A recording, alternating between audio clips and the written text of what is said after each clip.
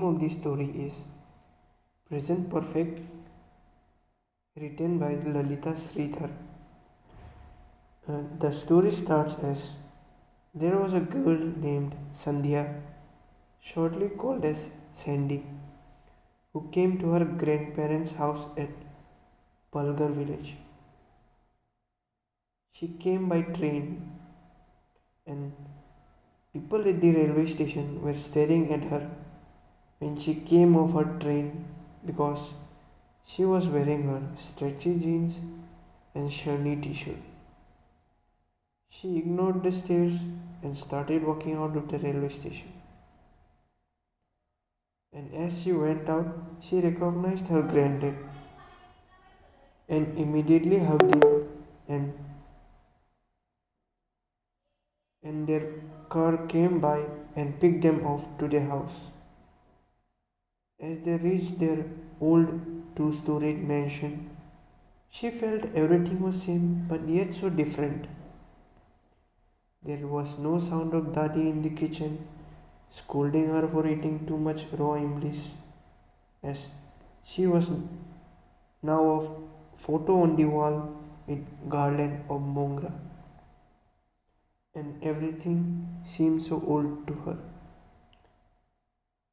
On the first day itself, she started thinking how she would spend 2 months of her holidays in the village with none of her friends around her, no pop music she could listen to, no TV, and all of her clothes were packed by her mom,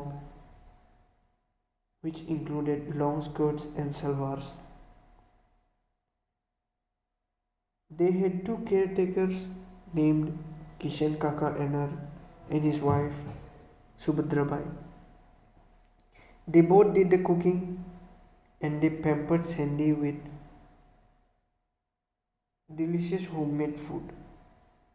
They also had a child of the same age as Sandy named Minu, and she was kind of a tomboy. Sandy started getting bored day by day as the days went on. They went on walks with Dadaji, and the rest of the day was spent with Minu. Then, one fine morning, Dadaji gave her a card box. The card box had an exquisite ghagra choli, a rich purple with bright mirror works, and she asked her to wear the dress the next day as it was her birthday and they would go to the Ganesh temple for puja. She chuckled involuntarily and she went to the garden to let Minu see her dress. And then she was bored and got frustrated. Then she decided that she had enough of it and would go back by tomorrow's train. The next morning, her grandfather woke her up and asked her to get ready. She stood up and got refreshed, and while she was finding her dress, she couldn't find it. She searched all over the house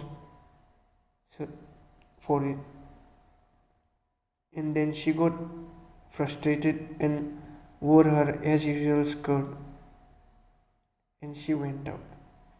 As soon as her Dadaji saw her, his mood went off and asked her where was the dress. Sandy had never seen her Dadaji in that mood. And then Minu came up from behind and said that the dress was with her.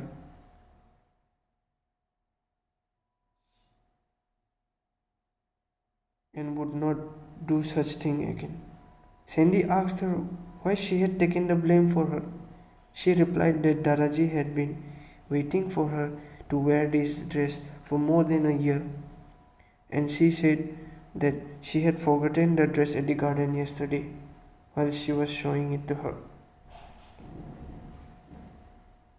And then Sandy started thinking about how her Dadaji felt when she didn't wear the dress.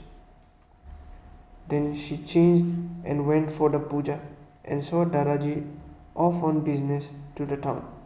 And as usual, she went on with Minu to pluck mangoes and milk docile cows. When she got back home, she found a present on her bed. Inside, it was a new Walkman and a dozen of cassettes of the latest pop songs. Tajaji was at her door and said that she would not get bored here now, and then she replied that she would only need it when she get back to the city. So the story ends here. And the moral of the story is that never take anything for granted. Every single thing has its own value, and all things need some efforts to be accomplished.